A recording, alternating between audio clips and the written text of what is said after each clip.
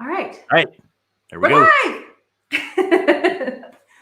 How's it going, Scott? Good. How are you, Jenna? I am peachy, to be honest. I'm Good. super stoked to be here. December Outturn. Always, I'm not allowed to have favorites, but December is probably my favorite month of the year, society-wise. Maybe outside of like festival season. But I'm super excited to taste through 6 whiskeys with you tonight. Yeah, that's quite 6? a few. Watch out. I know. Gotta warm up a little. Gotta like get my blood flowing here. So some people will want to just watch the first 45 minutes, and then some people will want to watch the last 45 minutes because right, we're whiskey. So we're covering everyone tonight. So it's going to be nice and calm and professional, and then all hell's going to break loose later. So. It could be a gradual slide that way. Just decline. So anyway, hello. Yeah. Hi, everyone who is here. I want to kind of cruise through and say hi to everyone who's here. You bet. I see Daniel Duggar is tuning in. Robert Jones, multi-casking. He's in Wichita with me, him and his wife. Oh, Adam nice. Clary, Dale Barbu, Kilco, Whiskey Musings, Tony Adamitis, Brian Baumstein. I'm sure I pronounced those correctly. Pickly Doo. I always see Pickly Doo tuning in. Pickly Doo is always here. That's a great name. It is a great name. Matthew J. Ryan, hashtag Tar Life, JG, and Marco Cavada. Christopher Hoskin, George Kaplan is here, Robert G. And Jenna, cheers to you in our first live stream together. I know. Let's go back several years to when the Scotch Test Dummies. The Scotch Test Dummies had Whiskey a Go Girl on because of Instagram, and you weren't even working with the Scotch Malt Whisky Society yet. I wasn't. I know, it was so funny. I was thinking about that earlier today, and I was like, it's so crazy that, looking back, and that was, like 6 years ago, 5 years ago. I'll bet you it was 4. I'll bet you it was 4 years ago. 4 years ago? 4 or 5. Our first. Well, no, we had you on before that, so it could have been that long. I was thinking you were on one of our first 12 hours of Boom. I did do that as well. We had you back, but we had you back for that because we did have you on the show before that. Probably a year or two before that. So yeah, it could have been 6 years ago. Yeah, it's been a while. So it's so nice that, look at us. Here we are. I never would have thunk it. Pretty awesome. I know. It's really amazing. And I look at these bottles behind me, and there are just hundreds of reasons to be grateful to be here. And so it's pretty freaking cool. So I've got a ways to go there, but I'm catching up quickly. It happens fast. All right. Well, so tonight we are going to be digging into our December Outturn preview tasting. Very exciting. We have some exquisite whiskeys to taste through and a nice juicy list to show you at the very end of the stream for everything that is coming up tomorrow at 1:00 Eastern time. And so I hope your fingers are fast and you get ready, because it's going to be fun. Absolutely. Yeah. So George Keenan is joining with some clam bake by the beach. Did you have that? Did you have that? I have not. No.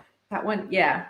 That one is a delicious, salty, just maritime, briny, delicious whiskey.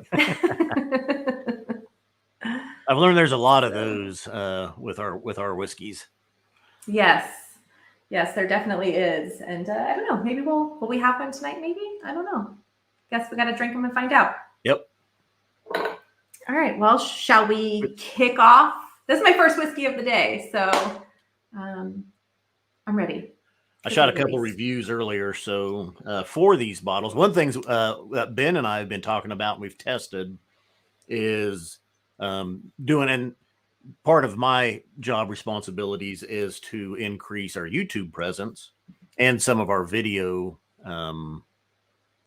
presentations. But what we do want to start doing is more kind of in-depth single bottle reviews. So a couple of these I pulled out today and shot, 5 to 7, 8 minute videos on, just really kind of diving into the noses and the palate and stuff like that. So you should see those coming up hopefully soon. So yeah. Very exciting. Well, I had a couple earlier. So you're nice and warmed up. Your palate has been wet. So have you poured this one then already? Yep. Okay. It's in my glass. I'm ready. So this will be cask 122.38 out of Signal. And a little ticker up here. There we go. 7-year-old ex-bourbon, first fill ex-bourbon barrel, or I'm sorry, second fill ex-bourbon barrel. It's a Highland bottled at 60.8%. And that's in the spicy and sweet profile. I'm almost getting like this. I don't know if it's just my nose, but I'm getting like this, like faint, like black pepper. Little jazzy business on the nose. Nice. Kind of a vegetal. There we go. Yeah. Vegetal maltiness. Vegetal. I like that. That's like carrots and yeah. I don't know. Like, like when you like peel a carrot, the smell of like a peeled carrot. I would say soil. And I always say I eat carrots, but I hate them because to me they taste like dirt because they're grown in the dirt. I eat them. Carrots. I eat them. I know they're good for you, but every time I do, I'm like, oh my God, this just tastes like dirt. But do you eat them because you were told that it'll help your eyesight? Was that something you were told? I forgot about that, but you are right. Yes. It's a lie because I eat them all the time and I still have to wear these things. So. Well, it could be. I'm 51 and I just got glasses when I was 49, but they were basically just kind of for reading or if my eyes were kind of bothering me. So I guess they worked for you. Yeah. Yeah. Gosh, there's almost like a waxy, like a resiny, waxy kind of note on there too. Waxy black pepper carrots. With a splash of citrus. A little bit of citrus. A little bit of citrus vanilla. Not as much as you do get on some, but no, it's very nice. Yep. Yeah. Ooh.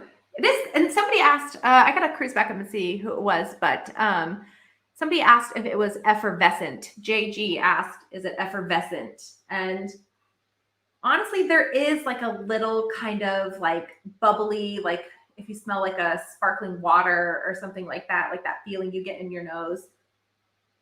Like I can almost see that a little bit. Yeah, so it's a wee bit effervescent. I jumped took a little sip while you were talking there. Oh, it's okay. I'm not far behind you. That's good. It's good to have one drink while one talks. That way we're not both drinking at the same time and everybody's listening to us both swish whiskey around in our mouth. But it's a little space filler. This is nice, juicy fruit, even a little tropical. Just fruits though, up front, through the mid palate, and nice citrus fruit sweetness. This is not what I was expecting. Smelling that nose and palate do not match here. Yeah, like at all. Like my eyes are watering. I'm like a little taken aback. This is 60.8%, a little higher. Oh, that could be why. Yeah. And I tasted this one. I've got some notes, and I do have in my notes, this is probably one of the best 7-year-old whiskeys that's not peated that I've had. Yeah. So It is literally like if you took a ball of like juicy fruit gum, but it was like a ball of it, like a giant, like an apple you could like bite into. And we took a bite out of that like ball of juicy fruit gum. And then it's like that tropical, I'm almost getting like a melon. And it's like very, like it makes your mouth water. Like you bit into an actual, like really juicy melon. Yep.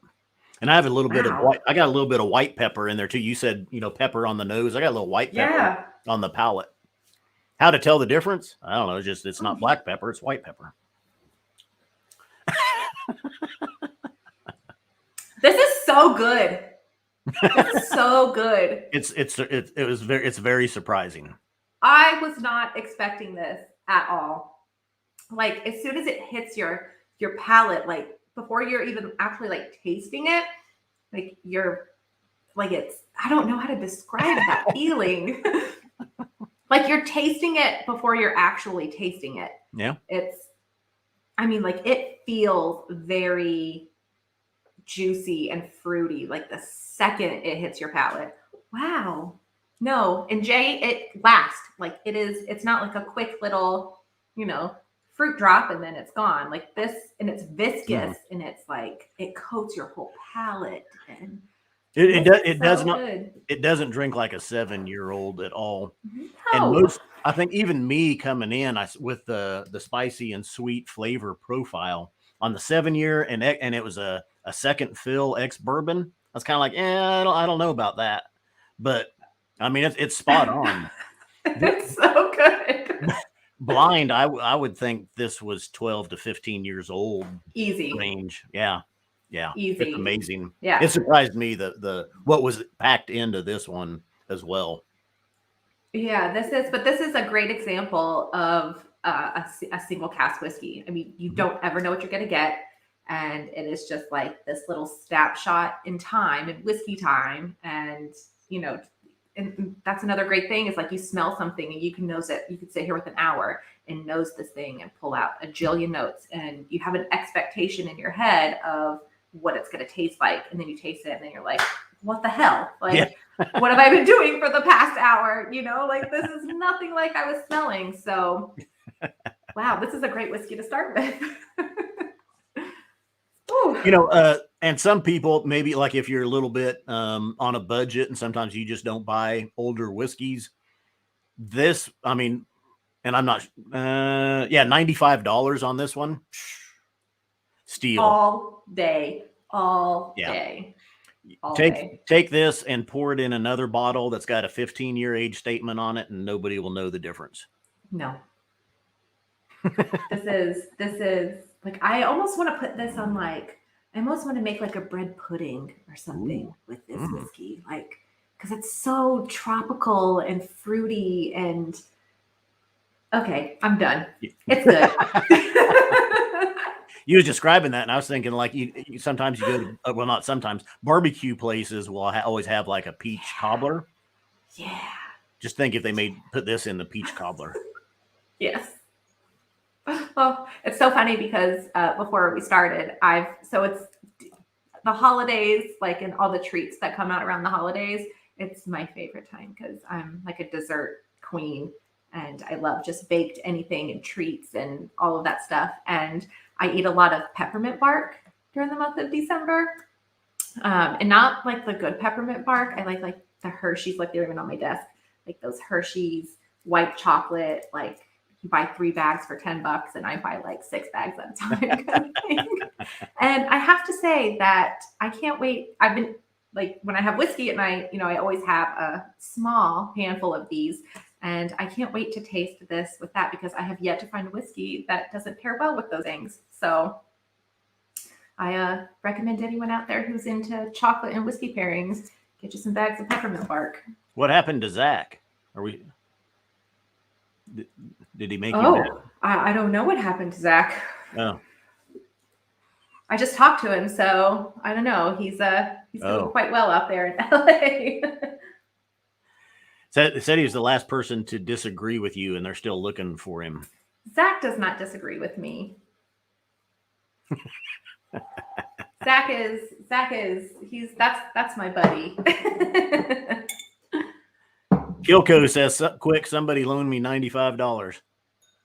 Yeah, this is, and I think too, like, anybody who is, even though the ABV on this is, a little higher, 60.8. I mean, somebody who's getting introduced to single cask whiskey, I mean, what an introduction this would be, like to have this as your first single cask. I mean, it is fruity and juicy and viscous. And have you tried it with a little water? I put a drop in. Doesn't hurt it. The finish is longer. The fruit is still there. It's just a blast. And George, sorry. No, it reminded me. Wasn't there like a gum called like Fruit Blast or something on the topic of gum? Oh no, Fruit Stripes. That was the tattoo on your tongue. Yeah. Yeah. Yeah. You were reminding me of all these like nostalgic things.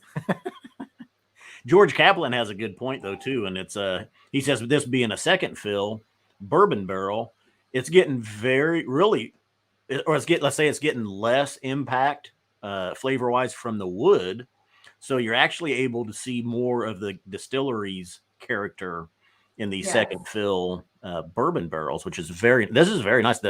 This distillate was outstanding that went into this barrel. Well, where it comes from, the only thing I say is, if you have followed my whiskey love of, since I've been with the society, that where this comes from is a distillery that I love very, very much. Distillery 122, people. Yep, there you go. Oh, there you go. Evan Belt has a good idea. He says, just get the bottle, but then draw a 1 in front of the 7. Hey, tell people it's a 17-year-old. There you go. I think it could pass. I really think you throw this in blind or just say, hey, like taste this 17-year single cask whiskey I have. And they'll be like, what? This is the craziest thing I've ever tasted. All right. I'm going to try to. No, I forgot to actually write down. I was going to write down what times we start talking about these whiskeys because I'll put it in the description later. Now I'm going to have to go back and watch. So I know this was early, but I'm not sure of the timestamp. But as we move to the whiskeys, I'm just going to note down what times we move to them. All right, perfect. Well, I'm going to toss this one back here. And all right, so yeah, that was 122.38 out of Signal. And our spicy and sweet flavor profile, 7-year second fill barrel at $95. All right, where are we going next?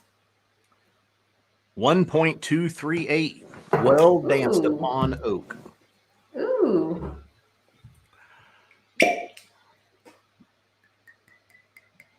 Another 7-year, 60.6%. Ex-bourbon hogshead. So this is a 2 casking. First cask is an ex-bourbon hogshead, and second cask a first fill PX hogshead. Yeah, so this was 5 years in ex-bourbon, and then the remaining time was in that first fill Spanish oak Pedro Jimenez hogshead. That's one of my favorites. Ooh. If done right. If done right, yes. Well, I guess we have the hard task of figuring out if this was done right. I'll hazard a guess that it was. Oh, I have no doubt. All right. Another 7-year. Oh, yeah. That PX, the maple syrup, or syrupy, I would say, on the nose. Woo, a little burnt caramel on it.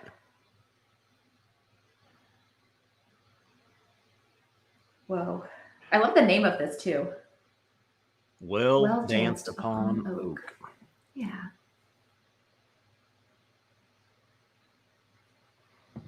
There's almost like I don't know what it is with like just sherry. I mean, mostly PX, but I always get Queen Anne cherries, like the inside of a Queen Anne, like that. Whatever, I don't even know what's in it. It's just like magic. I'm not sure. It's kind of that syrup, right? Yeah. Yeah. I definitely get that. But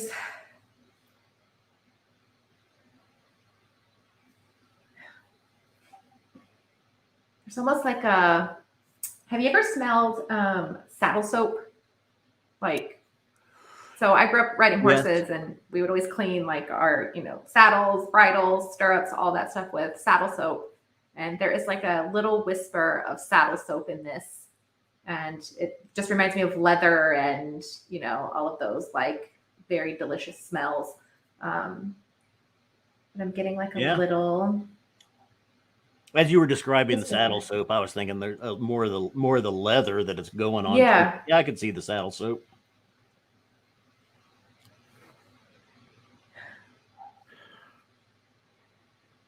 Again, very nice. Yeah. All right. Well, cheers.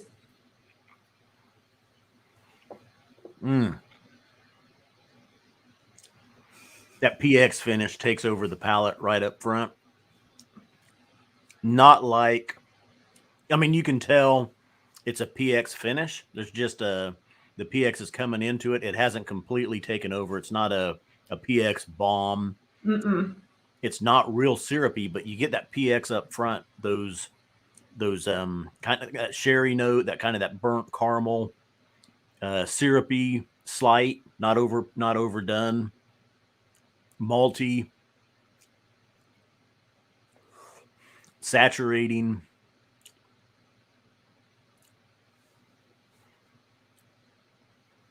I think my favorite thing about this particular cask, at least on that first sip, is there's like a drying quality to this. Mm-hmm. Like when you're like swishing it around, like you are getting that like very like you said, saturating, like kind of feeling. And then like the second, like you swallow it and it's like kind of evolving on your palate, and then it just gets real dry for me. And I personally like that. And yeah. How about chocolate cake? Did you get any chocolate cake? Ooh. I'm thinking rich and thick chocolate cake with that really thick chocolate frosting that's on top of it. The thicker. Yes. Like a Bruce Bogtrotter cake from Matilda. Not sure what that is, but I'll try it. What? You've never seen Matilda? I don't think so. Oh my God. The Trunch? You don't, the Trunch Bowl? Oh my gosh. Okay. You have homework to do. I always think of that. There's a scene in the movie where like the principal of the school, Mrs. Trunchbull, she makes this kid like eat a whole chocolate cake, and it's like kind of gross, but I always think of that scene whenever I hear chocolate cake. Man. Ooh, boy, then okay. Now I can't get chocolate. Yeah. Dang it. Scott. I've got a drop of water in here, and on the nose, the PX shows itself a little bit more now. We still get those nice syrupy notes, dark PX, sherry. Ooh. Yeah, I think a little bit of water, because I added a little water too. I think adding a little water actually opens, like I'm getting way more on the nose with a little bit of water than I was neat. Tom R has it. He says, Jenna, Scott lives in a cave in the Midwest. A whiskey cave. When you said the cake, I got to admit, when you said the cake and Matilda, I thought it was like a cake you bought like from a bakery or some famous place. I didn't even know Matilda was a movie. Yeah, it's a Roald Dahl book, but it's a movie too, and it's so funny. PGWC Ronan wrote, "Gonna put you in the chokey," and yep. And the cake chokey. And the cake scene. LOL. Jesse Voisin had never seen Matilda either until his adult daughter made him watch it last Christmas. So there you go. You got a memory right there, Jesse. Yeah. So you guys gotta go watch Matilda, get some peppermint bark, grab some great single cask whiskey, and that's a night. And I'm behind the curve because even multicasking says Matilda stands up even today. No, I just want chocolate cake. I think it's more that very thick chocolate frosting that's on top. Mm-hmm. And it's like a little crunchy on the outside almost, and then you cut into it, and it's like, chocolate cake is like one of my favorite things in the whole world. Okay, I actually like this one more with a little water. Mm-hmm. The palate, like really, everything just opens on this with a little bit of water, and I am definitely getting like a almost like a like a dark chocolate, like that feeling when you eat like a dark chocolate bar. Yeah, like it's a little dry, but I really like that. Like this, it's usually with these sherry casks, everything's like very sticky and or like really coats your palate, and this one's a little different, and I really like that. Daniel H is on my side. He thought Matilda was a chain bakery or something too. Well, look, learn something new every day. Nicholas Longton, he says super dark chocolate and Scotch is one of my favorite combos. Well, Nicholas, this whiskey is those two things in a bottle, so this is whiskey for you. Ooh. So we've had juicy fruits and chocolate, and we're only on the second one. And I forgot to write down the time that we started that one too. Scott. I'm gonna have to go back and watch and do it. I guess I can do it now. Starting now. I'm gonna keep track of Okay. Oh man, that was a treat. I mean, that's two good 7-year-olds. Who would have thought that I know 2 7-year-olds would do that? Yeah, that is but I really do love that like dark chocolate kind of note I'm getting on that. I mean, it's like lingering on my palate. I really like that. And I agree. It was the water really. I think the water really helped that one, and really kind of helped open up some of those notes that were there. And I got even more like toasted marshmallows, hard caramels, and the finish. I think really it helped the finish too, kind of keep going and just clinging on. So I like that one with water. Yeah, me too. Good stuff. So any whiskey, I always start neat. I'll try it neat, no matter the ABV. And if it's higher, I'm just going to make sure I just get a little sip of it. And then, I'm going to add a drop of water and try it. And then I'm going to add, maybe another, and kind of just keep playing with it and seeing where I like it at. I not all the times, but I say, most of the times water helps a whiskey and helps to open up, especially those higher ABV ones. So now, and occasionally I get there, I'm like, okay, that was too much water. Oh, that was it. Yeah. It took everything out of it. So then you just pour a little bit more whiskey in to make up for it. That's what you do.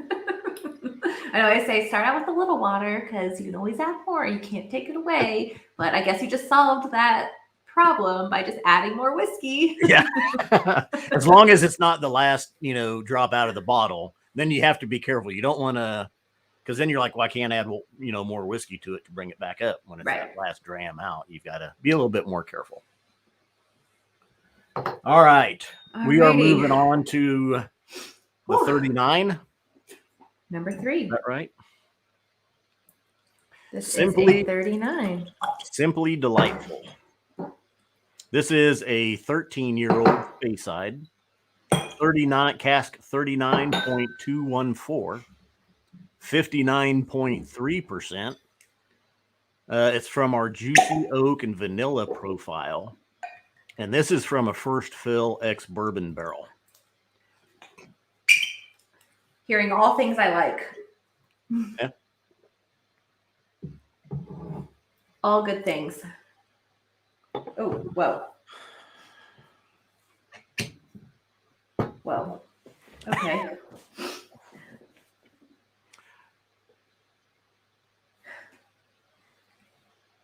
This smells like bananas.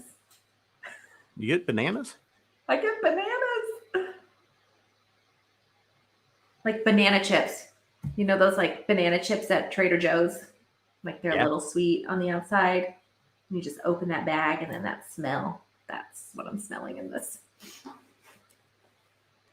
I do have I don't have any bananas on the nose, but I do have in my notes looking over here at them on the palate and on the taste. I get some citrus notes. Whew. Yeah, when I first smelled it, I was like, whoa. I almost got like lemon curd. But now that I'm like kind of digging into it, I'm getting banana chips.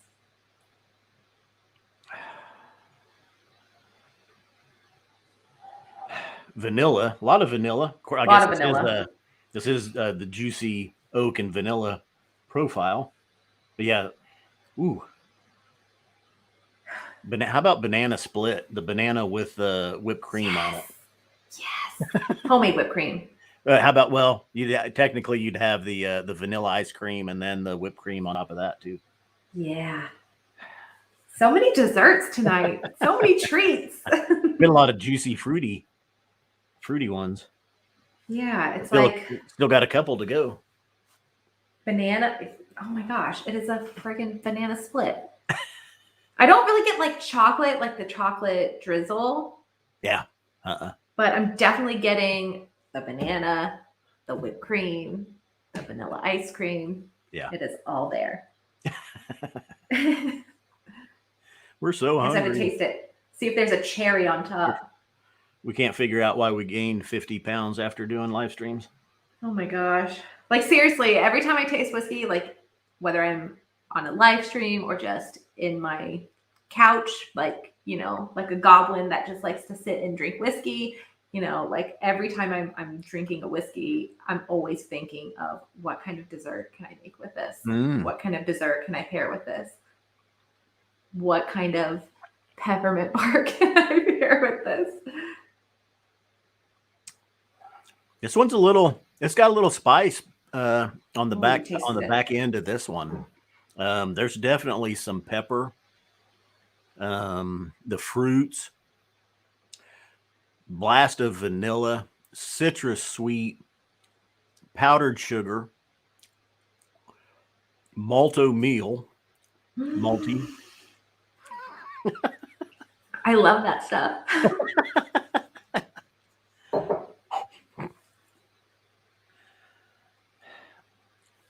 So yeah, grape nuts and malto meal, like the old woman I am.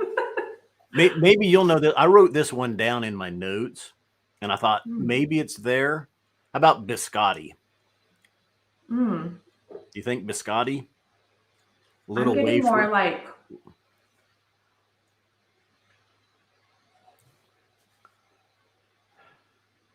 Actually, like I'm not getting like biscotti, but maybe like. And I don't know if like your malto meal comment kind of had me, but it's like very like. Have you ever had Weetabix? Okay, so it's like very. It's like if you built that banana split on top of like a Weetabix. There's like a nice malty, like almost like earthy kind of note to it. And then like those layers kind of build, and then you get like that vanilla, and then you're getting like a little bit of that like tropical, like juicy fruit. And yeah. I'm almost getting like maybe more of that like an almond kind of note. Yeah. Okay. Biscotti, like maybe more on the nose for me than the palate. Yeah. Yeah. Very nice tropical fruits come out on this. I got a grilled pineapple as well. Ooh. Yeah. Little I would even throw papaya in on this one a little bit, but light citruses. Light, yeah. Yeah. Sugared sweetness. It's got a great finish. That last sip I took was a little bit ago and been listening to you talk, but it's still clinging on. Oh yeah. And I'm still tasting it. It's lingering. Yeah. Nice lingering finish. Nice linger of a whiskey. That's a Pineapple Express reference. Have you seen Pineapple Express? No. Scott! Oh my gosh. I have seen a lot of movies. You're just bringing up ones I haven't watched. Yeah. And I know which one you're talking about, Seth Rogen and yes. And James Franco. James Franco. I couldn't think of his name. Yeah. Yeah. Lingerer. All right, I'm gonna taste it again. Now, next, don't ask me if I ever watched the one with the dude in it either. I've never watched that. And you know which one? What's the name of it? The Big Lebowski. The Big Lebowski. I've never watched that one either. Okay, folks, we're gonna take a time out, and what we're gonna do is we're gonna pivot. I know that's a classic. I've never watched it.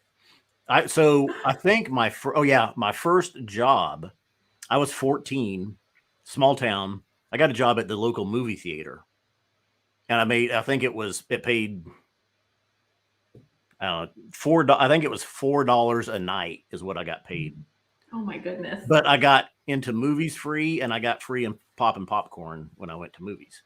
So when you was 14, like a good deal. This was a while back too. Before, you could actually work when you were 14. yeah, probably, yeah. And so the movie theater later, when VHS, well, actually there was betas and VHS rentals started.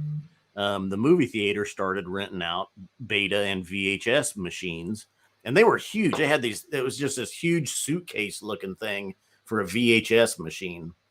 And wait, like a VHS machine, like a VCR? Yeah. Oh yeah. Okay. VCR. Sorry. There's two. So there was two formats to you youngins. When VCRs first started, there was two formats, VHS and beta. And there was this kind of ongoing battle about which one was going to win because, they're both, which one's better? VHS is better, beta is better. Beta ended up losing that battle and VHS won out. So, yeah, but at first, and I can remember VCRs were like $500 back in the 80s. What? And so not very many people had them, but you could go rent them. And so I worked in the movie theater and then what became the rental place. And so I would work, Saturdays and Sundays and watch movies all day in the rental, side of it. And so there's a lot of movies I've seen, but there's also a lot I haven't. Yeah. Well, so I have to ask, do you have a favorite movie? Maybe I haven't seen that and then I'll go watch. Well, let's not get into that. Oh. No. Star Are you Wars. Going to say Star Wars is, some of my favorite movies. Okay. The Lord of the Ring movies, though, have been really good. Over what if it's just a best single movie? I don't know. That's hard to tell. Well, we'll have to have a movie / society whiskey night somewhere. When we start doing events again, I think that's what we have to do. Where we'll watch Pineapple Express, The Big Lebowski. So yeah, and there's a lot. Though. There haven't even been watched. There's a lot of comments coming on beta versus VHS. There's a lot of people that remember. Yeah. Velvet Elvis. Daniel H. He's learning something. He's never heard of betas. Yeah. Don't let any VCR banter distract us from Scott not seeing The Big Lebowski. I will watch it. I acknowledge I need to watch it. So you do. I know who the dude is, right? So you're halfway there. John Kroll, I will have my Betamax, Scott, and I stand by it being the better format. George Keenan remembers they used to have a separate machine, a VHS rewinder. So you'd watch the movie on your VHS player, your VCR, and then so you didn't have to wait for it to rewind. You could take the tape out, put it in a VHS rewinder, put in your next movie and watch it while the other movie spent, 10, 15 minutes rewinding to the start. I do remember that sound though, like rewinding, like what is it? A video, not cassette. I'm thinking music, but I do remember. And then you're waiting and you're like, oh my gosh, it's been 20 minutes. And this thing is still freaking rewinding. Oh my gosh, we're so spoiled now. That we I know. push a button and start it over again. So, yep. All right. And You used to get charged extra if you took your VHS tapes back and they weren't rewound. You'd get charged for good rewind reason. fee. Yeah. Who wants to be the person that sits and just has to sit there and like 20 minutes and rewind each, video? No thanks. Jesse Voisin remembers, please be kind, rewind. Yes. All right. Yep. Enough VHS versus beta talk. All right. Well, back to this whiskey, Cask 39.214. It is really simply delightful. I mean, the name is really spot on. And I'm still getting, like, going back now to the nose, I'm still getting like just big banana split. It is a banana split on the nose. I've added a drop of water as well before my little before story time. I'd added a drop of water. So let me get in on a taste here. I finished all mine.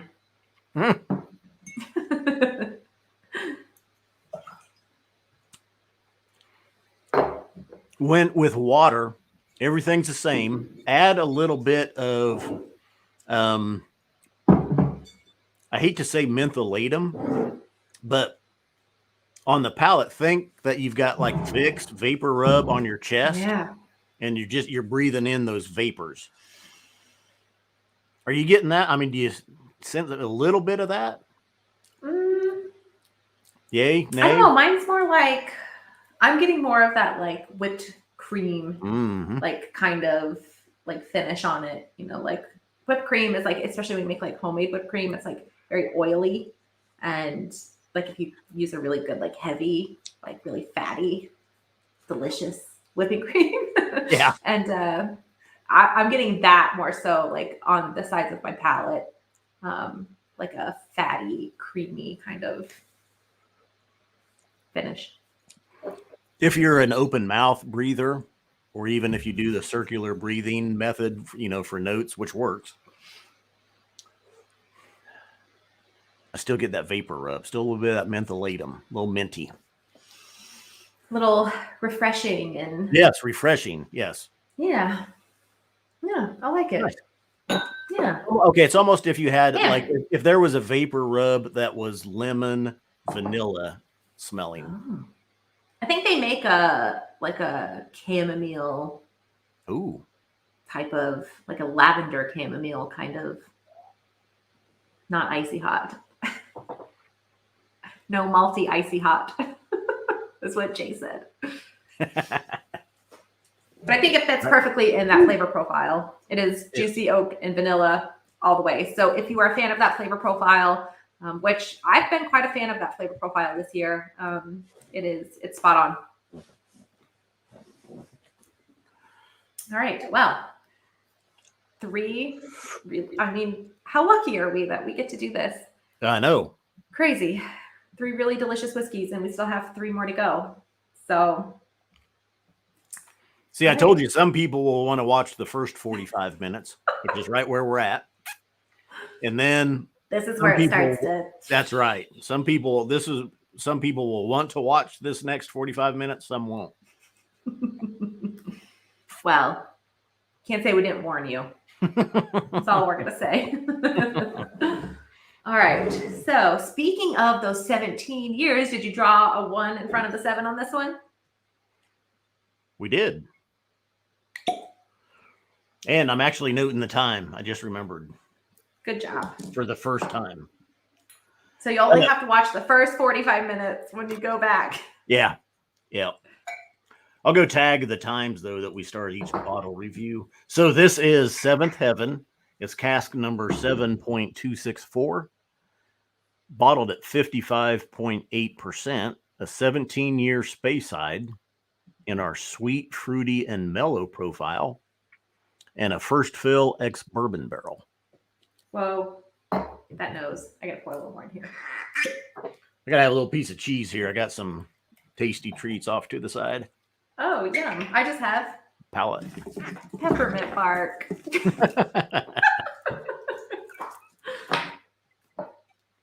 I like that you came prepared with snacks. I had to eat a little bit before we got going. Wow, the nose on this is very delicious. All right. Whoa. A little lighter than what we've been getting. Yeah. But it's like, all right, hold on. Let me get comfortable here. In my flannel for Mr. Tom Smith. Since he's I did not bring the flannel tonight. I felt compelled to wear some type of plaid flannel, something. I know you saw it, but I tried to find the exact shirt, but I couldn't. But I did find as close of blue plaid flannel as I could to Tom's. I felt like I had to. Yeah, absolutely. It's like, I think that, when that shirt finally like hits retirement, it's going to be one of those things that we like auction off for charity, and it'll beat like any old, whiskey at auction. That thing's going to sell for like $1 billion. Oh yeah, agreed. It's one very lucky soul out there will get to have that hang in their house. Marco says 7 is heaven, and well, you're not wrong. George Keenan is noting my water bucket. You have a water bucket? Yeah, that was a big. It is large. That I'm hydrating cup of water. And make sure I bring plenty for the hour plus show. So the nose the nose on this one is a little fainter, but it's just a malty citrus. It's really what you'd expect from a first fill bourbon barrel on the nose. This is whoa. Again, nose and palate aren't matching on this one. Mm-hmm. Wow.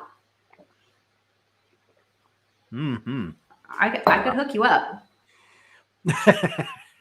You just let me know what your color of choice is. This would soak up any coloring pretty well, probably. I mean, I don't know. Maybe you're more of like a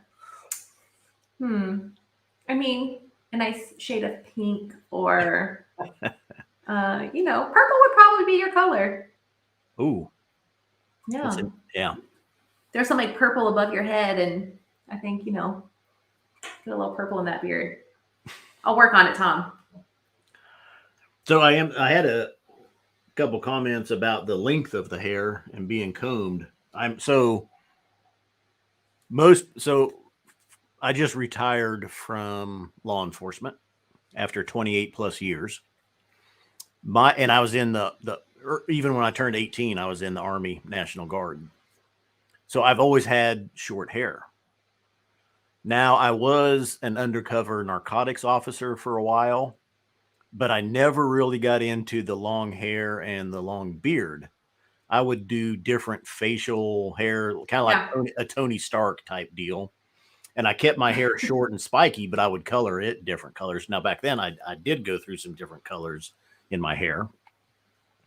But this is really the first time that I've grown it out. So yeah, you want to get to kind of where I can run my fingers through it, but because you haven't been able to for all these years. Yeah, it's kind of in between right now, and it doesn't know what to do. It's not short and it's not long. Yeah, you need a little purple in there. It'll help it grow faster. All right. Yeah, I mean, it's. I think the 17 years on this one, it's definitely, there's no harshness here. This is something that's very well tamed. You would say that 17 years has just really finessed this whiskey into a fruity, very fruity palate full of just velvety, fruity goodness. I'm almost getting it's like My brain's not working. Fruit tart. So you have a fruit tart, you have a bunch of fresh fruit on the top, and then underneath it's like custardy and vanilla. I'm getting a lot of vanilla on this actually, but it is literally like a liquid fruit tart on the nose. Mm-hmm. Yep. There's a mild maltiness. The others I've picked up a lot of malt on some of the ones we've been through. Very mild here, if any. There's light oaks, the citruses, a powdered sugar sweetness.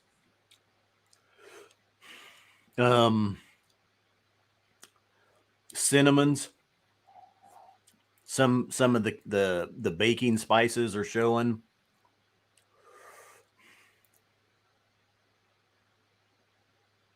Baked apple pie. Yeah. Baked apple pie with that's warm, and it's got that little chunk of vanilla ice cream on it. Yeah, I'm getting a lot of vanilla nose and palate on this actually. And actually the apple pie thing, I'm not so much getting the apple as I'm getting like the crust, like that warm, crusty, like pie crust. So it's like vanilla fruit. I don't know. I can't put my finger on like exactly what fruit it is, but it's like at least on the palate, it's vanilla, warm pie crust, deliciousness.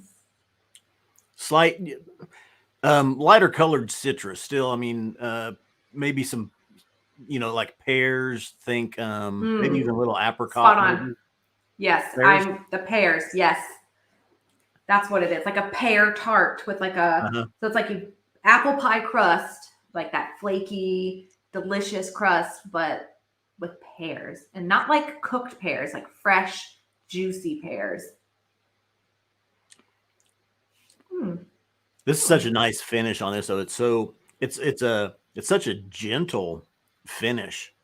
Some of those are pretty harsh where they hang on and you get that ABV bite that just kind of clings on. This is just really, it's clinging, but it's just so sweet and gentle. Still present though. That's nice.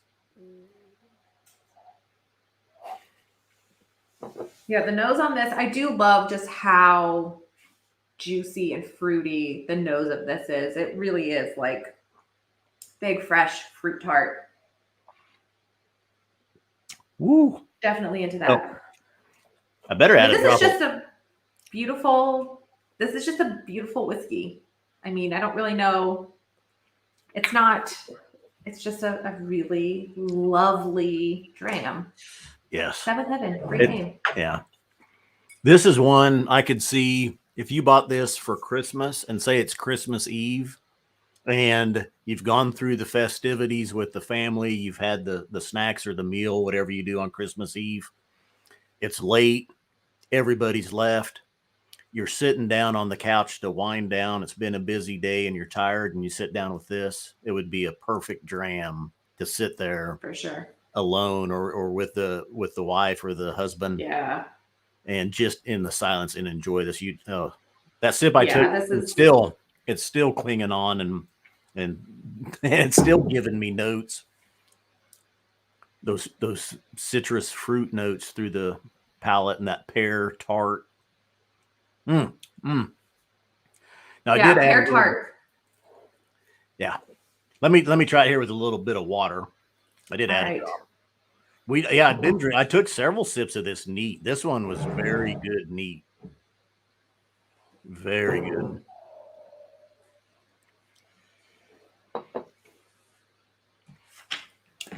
Do a palate cleanse. Water doesn't hurt it. It's still delicious. Might have helped it barely. Woo. Yep, that's a good one. Yeah. I do love just that like really juicy, fruity, fresh pear note on this. It's really good. Speaking of movies, I do have a pear reference. So did you see that movie with, no, this is for real, it's Melissa McCarthy and I believe Octavia Spencer. I can't remember what it's called. Oh yeah, it's on it's on Netflix. Where they're like the superheroes. Uh-huh. Okay, so in the movie where she's like eating raw chicken. Oh yeah. Do you remember that part? Okay. Do you know that I was like, okay. I was like, it looks so realistic. Yeah. I was like, what is it that she's actually eating? It was pears. It was thinly like sliced, really? like I didn't know juicy pears. I didn't either. They added like food coloring to the pears, and so there's it's movie and it's whiskey and movie night here at the Scotch Malt Whisky Society. So that's my pear movie reference. Not that there's anything wrong with that. Yeah, I mean, I always movies. Right. I very often, especially, with my husband, when we're tasting new whiskeys, we're either watching some kind of new movie and drinking whiskey. So it's normal. All right. Number five. We're going from a 17-year-old back to a 12-year-old here. So this one is. I love the name of this one. Yeah, and I don't know quite for sure where this came from. Old Green Dumpy. Old Green Dumpy. This is cask 96.35. It's a 12-year-old Highland, spicy and sweet profile, ex-bourbon barrel, and it's a first fill ex-bourbon barrel, bottled at 59.2%. Well, so I'm going to use my jug of water here, cleanse my palate. Oh, yeah. Let me do that too. And eat another bite of cheese because that really did good before that last one. And it is smoked Gouda. It's no Gouda. Ooh, fancy.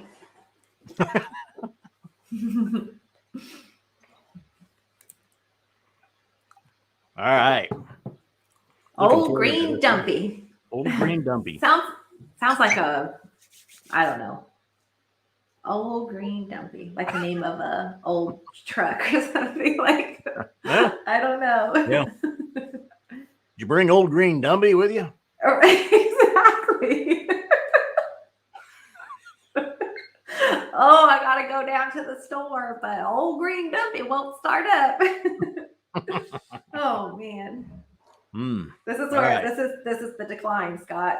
Yeah, this is the here. This is it. You're watching it. This is the entertaining 45 minutes. All right. There is, to me, there's about every fruit you can think of on the nose on this one. I've got peaches, pears, apricots, basically all stoned fruits. Stone fruits. Yep. Which I didn't know at first. Probably just a year ago, I learned what a stoned fruit is. And that's any fruit with a pit. Correct? Peaches, apricots, apricot, potato, plums. What else? There's a nectarine. I think no. Yeah, those are like peaches, right? Gooseberries is what Mark Rhoda said. But there is a nice, like when you if you buy like apples from Costco and they have that waxy stuff on the outside. Oh, yeah. Okay, so the nose of this smells like that. It's waxy. I'm getting like a lot of like beeswaxy kind of notes on the nose. With a lot of those, I'm getting big apricots, like waxed apricots. Snozberries. Yes. Thank you, Daniel. Mark Broda, that is not correct. He says that's any fruit that's been hit with a stone. Christopher Hoskin, he says, is that a reference to the old green bottles distilleries used to use? I think I've seen those referred to as old green dumpy bottles. It'd be interesting to know. Yeah, could be. I love the name. I think I really. All right, I'm giving this a taste. Cheers. Cheers. This is a fruit basket on the nose, though. I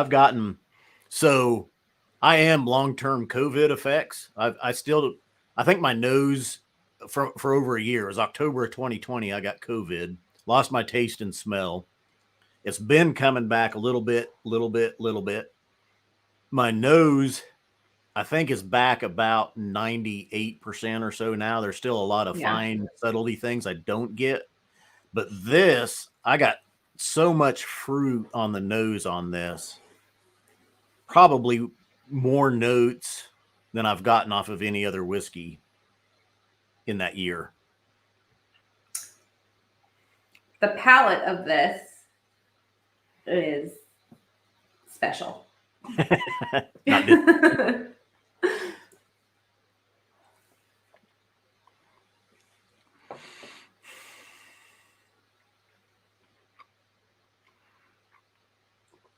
Super viscous. All of Super those, viscous. yeah, all of those fruits, you name it, it's there. I do have a little bit of hibiscus and rose petals, in my notes as well on this, a little floral coming through with it, but it's just fruit for days. I'm almost getting like a... All right, let me taste it one more time just to be sure. Yeah, you bet. It's so chewy. You can chew this whiskey. It's like you're chewing fruit pulp. But there's like it's not like it's almost like a burnt. There's like I don't want to say peat or smoke because it's not that, but there is like a charred, like little whisper I'm getting on this, like a waxy, charred fruit. Yeah, toasted. Take any of those fruits and throw them on the grill. Exactly. Yeah. It's that waxed apricot that's been de-stoned and put on the grill. Wow. I mean, this is like almost 26 kind of waxy for me. Oh.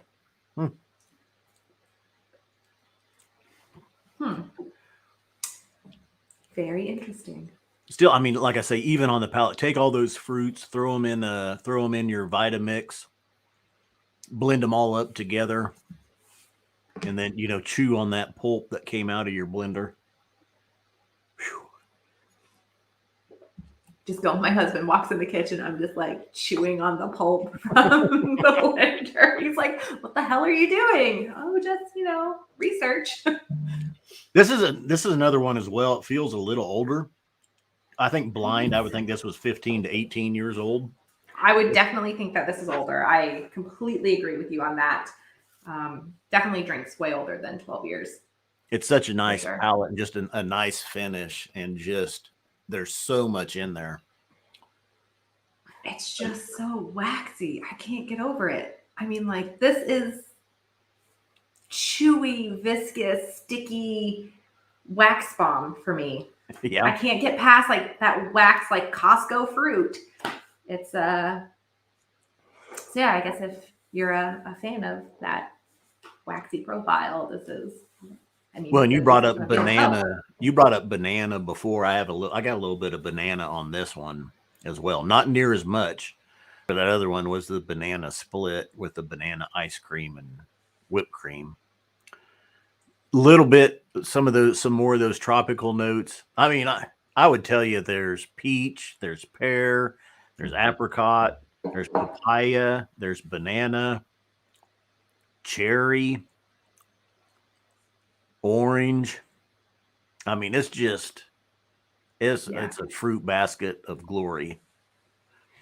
Somebody asked how many bottles of this we will have, and there are 106. So there were 108, and then minus the 2 that Scott and I have. So you have 106 of the 96.35. Yeah, and I'm not sorry about having one of those bottles. No, I am not either. I mean, the whiskeys that we've had tonight, I mean, and we still have one more to go. And these have just been, I mean, like, I feel like I'm on cloud 9 right now drinking through these whiskeys. I mean, this is crazy. Well, that's because you've had 5 cask strength whiskeys. I mean, there is that, but this whiskey is really, I mean, this is special. Yeah. I mean, yeah. This is special. I want to finish them all, but I'm not gonna. So, did we add water to that? Did we ever? We didn't. Water? Do we want to? Did you take the time? Did you even write down the time? I wrote down the time we started. Yeah. Oh, okay. Yeah. All right. So at least we're. Let me add a drop of. Oh no, wait. I don't know. I got 5 glasses sitting over here, and I don't know which one it is. I can't add water. Well, that was neat. We were drinking that neat. Yeah, I honestly, I don't think I would want to add water to this. I really like this whiskey. The way it is like it's special. I would try it. I would definitely try it. Yes, maybe not. I would try it, but we're not going to. I mean, I think that kind of shows you how good that one. We go through tasting that one and giving all the notes, and then we're like, oh wait, we didn't add water to it because old green Dumpy. Old green Dumpy. Yep. And it came up. It did come up. Someone pointed out that this distillery used to use old green Dumpy bottles. Yes, and actually, on that note, before we get into this next whiskey, I did actually want to read the tasting notes from this bottle because it kind of makes reference to that. So, for 96.35, it says a nod to the distant past with herbal aromas, waxes, minerals, and exotic fruits. Old Highland distillates and squat bottles come to mind. So. There you go. Squatty green bottles. Yeah, there you go. Once again, people watching, answer our questions for us. I know. So, all right, last but not least, we're going to a 5-year-old whiskey. And why? Because it's peated. The only peated one we've had tonight. If you don't know and you're watching, save your peated whiskeys until the end of your tasting because peated whiskeys can override your palate and you may not pick up some of the finer notes in the other whiskeys that you're going to taste if you do a peated whiskey first. So always save your peated whiskeys for last. And come back. There we go. 5-year-old cask number 149.2. Peaty Peninsula. It's a Highland, bottled at 60.7%. Our peated profile, and it's from a first fill Oloroso butt. And it's only, there's one cask on here, so I'm assuming this was 5 years in that ex Oloroso butt. And wow, the nose on this is bonkers.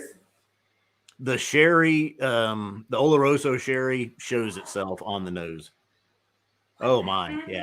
What the heck? What the heck? Wow.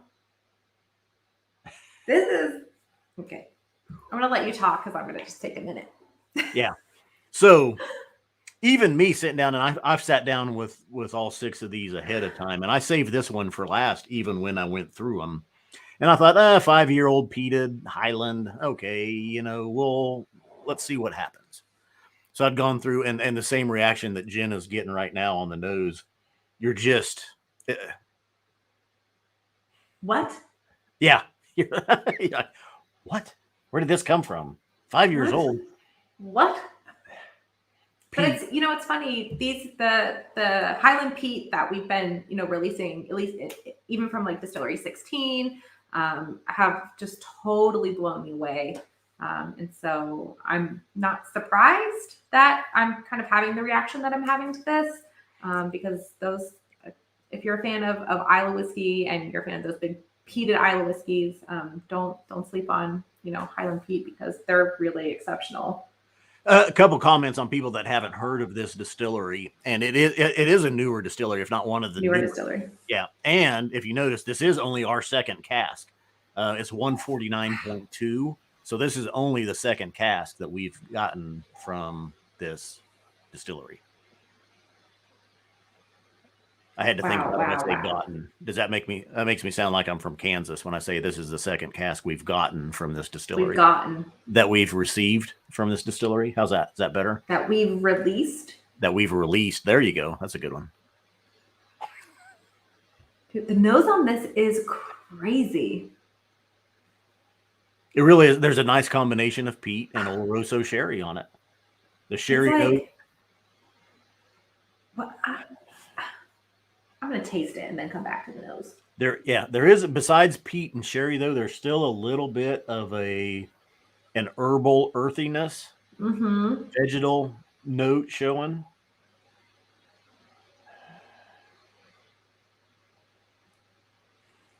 Whoa.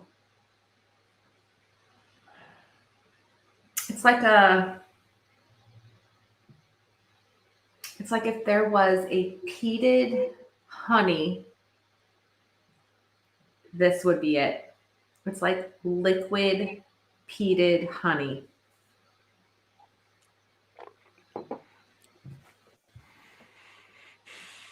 Whoa. The Oloroso sweetness hits you right up front. And then you swallow and you get the peat and you get some smoked peanuts. Still smoked a little peanuts. Good like note. That one? Like boiled peanuts. Oh. Almost like a bowl peanut. If you're from the South, like I am. Man, that is delicious. You'll know a little bit more of the details here on this one, Jen. I'll let you answer from Watchman 999. Does a distillery have to apply to be added to the SMW list, or does the SMWS approach them? That's a good question. I'm not 100% sure of the answer of that. My gut feeling and my guess would be that, we have this brilliant spirits team over in the UK, and they have a great bead on kind of what's happening in the industry and what distilleries are doing what. And they are the ones out there really making this happen. But I don't know. I don't know if there are some distilleries that are like writing love letters to us, like, please. So, but my gut feeling says that, our spirits team is the one out there, really kind of pursuing these incredible casks that we get to release for our members. I would imagine that the majority of them comes from us, sourcing them, but I wouldn't rule out that there's not a small, set of them where a distillery has contacted us and said, for sure, come by and take a look, and we've bought some from them. I don't know. It's a good question. Man, this is like funky and earthy and like herbal and like an herbal peated, funky, musty honey. I can't get that honeyed like profile on both the nose and the palate. I can't like get that out of my head. Robbie Robson wants to know, is it more like a 3 or a 29? Speaking of distillery codes, it's not an Isla peat. It is pretty strong. I mean, the peat is more so there than you think going in at 5 and being Oloroso, but it's more, I don't want to say heathered peat, I don't think, because I don't know. Maybe it is along those lines. It's more Highland peat type. Just it's not quite as smoky. Right. It's more like woody. Yes. Like, so I always kind of like to think like Highland peat versus Isla peat. So Isla peat, you're getting like that coastal maritime, salty, briny, ocean, like kind of profile. Whereas like Highland peat, and the reason you get that, there's no trees on Isla because it's too freaking windy. And so in the Highlands, you're getting more like roots and tree and like, what's the word I'm looking for? Like it's more earthy than it is maritime. And that's at least what I find in this whiskey. Are you getting like coastal maritime kind of notes in this? I don't think so, but I'll tell you, just as you were talking there and I was letting that last sip sit, the peat really started to show itself more than it had on the finish. It was like you had Oloroso up front, but then it subsides and lets the peat shine through, after that. Take a sip and just kind of let it sit for a while, swallow, but then kind of let it sit for a while before you take your next one and see that peat is definitely coming out better, or there's more peat on the finish. Even sitting here talking now, yeah, it's almost like this is 10% sherried and 90% peat. But when I first take a sip, it's almost the opposite, where it's like 90% sherry, 10% peat. So that's definitely a different transition, how it kind of flip flops on you. Yeah, it's more of like I always think of Highland peat, and not like Distillery 4 kind of Highland peat, but like it's more of just like a meaty kind of style of peat than that like crisp, like maritime kind of peat. Sue asked, "Can you tell how young it is from the taste?" I don't think so. No. Not the problem here. The quandary here is with peated whiskeys. The younger they are, usually the peat is heavier, it's stronger. As the whiskey ages, the peat is going to diminish and get less and less. So the combination, with a young whiskey, peat can mask some of the youth, and an Oloroso or a sherry finish can sometimes mask some of the youth as well. So even though this is 5 years old, I don't get any, what you would call the white dog, in a spirit or any of that unaged spirit that should sometimes in a younger whiskey, that real grainy, malty flavor is going to show through if it hasn't aged properly. I'm not getting any of that here. This is no, me neither. And I'm trying to think blind. I would possibly think this was 8 to 10 years old. I was literally going to say 8. Yeah. I was like 8. You're like 8 off, just totally off the bat. So. Yeah, you always kind of, it's funny. I always do that. I'm like, okay, if I was drinking this blind, what would I think? And then you kind of I go to the palate and I'm thinking, okay, if this was blind, I think so-and-so, but yeah.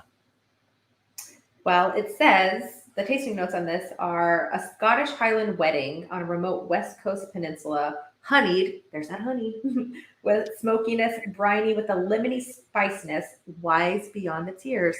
Yeah. Yes. And I didn't even read the tasting notes until literally just now. So. And honestly, I don't do that either. I know they're on the front of the bottle. I don't read them though until. I don't either. Yeah. But you should. The people, you guys watching, you should read the notes. Yes, taste it first without reading the notes, because then you're like, you're that power of suggestion. But definitely read the tasting notes, but just after you've tasted the whiskey. Now, this is very nice. Yeah. Oh, this is stellar. And I think I added a drop of water. I'm going to add another one just to see. Since we're winding down, let's bring this one down. I did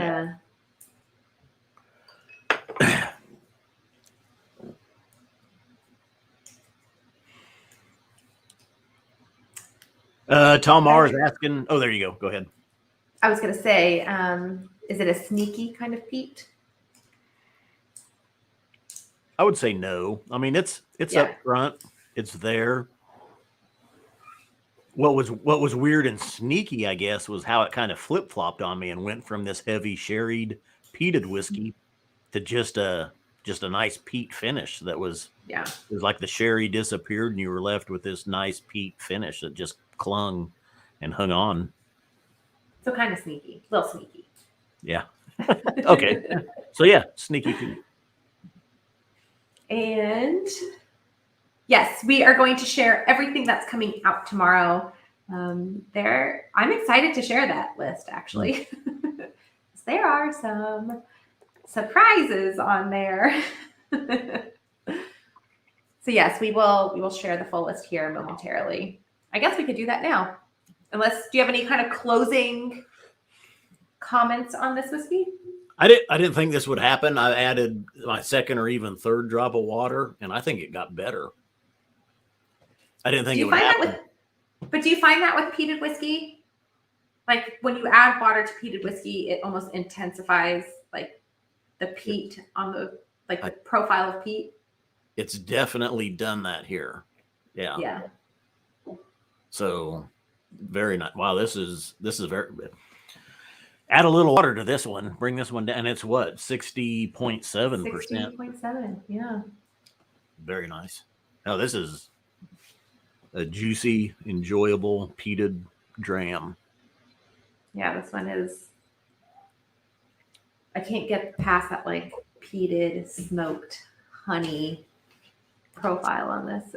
It's really nice. All right. Well, shall we share the rest of the list?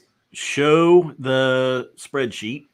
I guess I even have access to it here on my end. Yeah. If you want to do it, I can do it. It's totally up to you. Go for it. Let's see. Go forth and show it the list. Well, I thought it would be easy. Well, maybe I don't see it. It's not in, is it in brand or is it in banners? Oh, I got it. Hold on. Oh, they don't upload it. No, I got it. Okay, I don't have it. Here it comes. Coming in hot. Coming in hot. All right. All right. Well. Well, that showing question for Jenna. As far as peat goes, were you instantly, attracted to peat? Or was it something that took a while to grow? Oh, no, I hated it. Yeah. Yeah. I remember I have, it's funny because like when I first kind of started my whiskey journey, we had kind of random bottles on the shelf because my husband bought off a bar program and brought like a bunch of random stuff home. And it was a bottle of Isla whiskey. And I remember smelling it and being like, what is wrong with people? Why would you want to drink this? Like, this is not good. And I tasted it and I was like, oh, no, this is not for me. And I just remember, if I was going to learn about whiskey, I had to learn about all of whiskey. I couldn't turn my nose up or not try something because I didn't like it. So it's funny. We had like this tiny little just shelf and there was like maybe like 10 bottles on it. And I'd be like vacuuming the house and I'd see that bottle and I'd pick it up and I'd take a swig of it and I would regret it. And I'd put it back down. I'd be like, God, that sucked. And I would just like keep going back to it. And I was like, I'm not letting this defeat me. And then I remember doing a tasting for Octomore actually. Oh. And it was many years ago and doing this like micro provenance tasting. And it was a Octomore and reef salts. And I tasted that and I was just like, oh my gosh, this is hands down one of the most exquisite things I've ever tasted in my entire life. And I think that was like what really kind of helped me turn the corner when it came to peat. And after that, it's just all been downhill. That's like, I love peat. So was it the same for you or did you kind of love it off the bat? No, I did not like it. And it took me a while to get into peat. Of course, Bart and I on the Scotch Test Dummies, Bart got into peat. Even at first, Bart didn't like peat either. Yeah. And as we were just reviewing scotches a little over 8 years ago now, we were trying different ones. And he fell in love with peat pretty quick. I didn't. I was the same. I hated it. And Bart would buy these Lafroigs and these Ardbegs, and I'd just be like, oh my God, I hate these things. What are you doing to me? I just have to power my way through them. Yeah. And it took me a couple years though, and several, whiskeys, peated whiskeys to get into it. But I still wasn't into peat. And one that he had bought was Lafroig 18 year. And we reviewed it. And even during the review, I said, I don't like peated whiskeys, but I can tell this is a good whiskey, and I've gone through my notes and stuff with it. It is a good whiskey. Yeah. And I think that was when I kind of started the transition of going, towards peat. And then he had bought, we'd found an old Dusty of a Brooklottie 3D3. That was the name of it. Went back in the 2000s when they were when Bruichladdich, Yeah. when Mark Rainier was there, and they were releasing all these different, like a whiskey a day. yeah, and they were doing all these different things. And Bruichladdich 3D3 was, one of those. Bart had bought it. I didn't. I knew it was an Old Dusty and it was a Bruichladdich, but I'm like, it's peated. I don't like peated whiskey. Yeah. And I sat down with that though. Bart had tasted it and he sent it home with me, and I sat down with it one night and I took a sip, and I can remember I literally sat up in my chair and I was like, okay, this is what peated whiskey is. Right. And and that like clicked it for me. Now I still don't sherry. It just takes one. Yeah. Right. Yeah. Yeah. Now I'll tell you, sherried whiskeys are still kind of my favorite profile. A peated sherried whiskey like this one. Yeah. I mean, that's ultimate. really, that's ultimate. That's my jam right there. So yeah. There was, it's always kind of funny, like hearing people's peated stories. Like it's either I loved it from the second I tasted it, or this was awful and I'm never drinking this again. Yeah. It's like you really get kind of both sides of.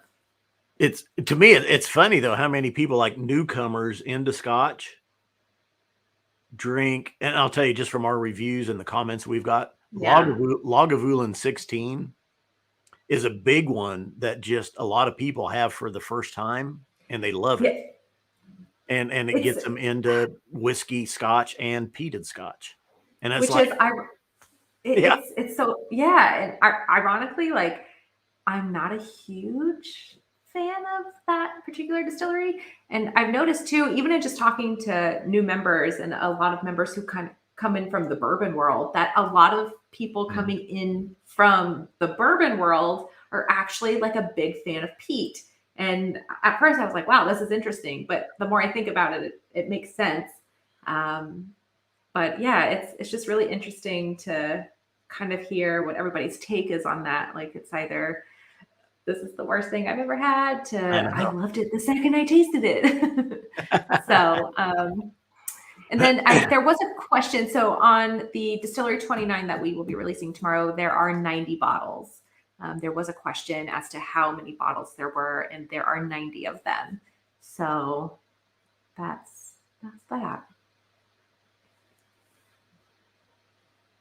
And Stuart asked, which one will be bottle of the month? Bottle of the month is the 18.37. And so that is our December Outturn preview tasting, which, I mean, wow, what a way to, kick off the month, the last month of the year. I would not be disappointed by any of those whiskeys. No, no, not at all. Yeah, I mean, there are some that stand out, I mean, it's hard not to kind of do that, but yeah, those were all really just deliciously exquisite. And I feel very lucky to be able to taste through those. So I do know too, I did want to just make a quick note that if you're not a member and you want to be a member of the coolest club in school, we do have some membership bundle options available on the website. You can cruise on over to smwsa.com, where Tom's kind of done a nice job of pairing these special casks that you could only get with a membership bundle, and included a nice little discount in there. So we have 3 different bottle options and our tasting kit option, which our tasting kit is such a beautiful, just packaged, I love our tasting kit so much. I have so many of them in here. I can't get rid of them because they're so nicely packaged and they have a little bit of everything in there, and they look so nice. You don't even have to wrap them. So you can gift those. You can, if you have a whiskey lover in your life, or if you want to be a member, we'd love to have you. So all that information can be found at smwsa.com. But I think, do you have one of the tasting kits? I've got, I think one from last year, but I do want to show. So this was, you'll get. That's an old school one. There's 3 Are they 200 milliliter or maybe just 100, 100. milliliter? Yeah, they're 100. But the one that we have now comes with these 3 bottles, but then it's also got a little water decanter. Yep. And a dropper and glasses with it. 2 of these. Yeah. Yep. You get it like a little notebook and all kinds of stuff. And it's beautiful. I know I have one. Hold on, look. Somewhere in here. I think I have a tasting kit stashed away. Oh, maybe not. I do have them somewhere, but they come in this really beautiful package. You can see it on the website too, at smwsa.com. But those are really if you have any, they're beautiful. So if you have any questions about any of that stuff, you can reach out to us, and we're happy to help answer any questions. You can always give us a call, send us an email, sneak into our DMs, whatever the case is. We're happy to help. So, well, this was fun. Absolutely. This was my last stream of 2021. This is it. I won't be back on the YouTubes until next year. Well, No. I've got another 1 or 2 planned, but I think you'll be around a few more times, and as will Ben. But this was my last live stream of the year. So what a way to end it. I mean, this was so much fun. Well, I would say when we thought 2020 ended, we thought the worst was done. Yeah. Not with the SMWS, in the world, let's just say. In the world. And 2021 hasn't really been any better. No. I don't think. No. So hopefully 2022 is better. Yeah. Well, let me find some whiskey in my glass, and I will happily raise a glass to that. Absolutely. And Scott, thank you so much. I mean, from us 5 to 6 years ago to us here now what a story. So it's awesome. Yes, I will happily cheers you to that. And thank you to everyone who came and hung out and had whiskey and movie night with us. Yep. What I was going to say, look, tune in whenever you see us together for more movie trivia. But what we will have to do in the future, Jenna, is plan for each bottle a little bit of movie trivia or something for each one as we go through. Yeah, and then maybe we'll have some fun stuff to give away or something. We'll have to do movie trivia. Yeah, 2022 is going to be awesome. All right. Cheers, everybody. Tuned in. Yes. Thank you so much. And I'll see you all next year. Yep. Sláinte. Bye. Sláinte.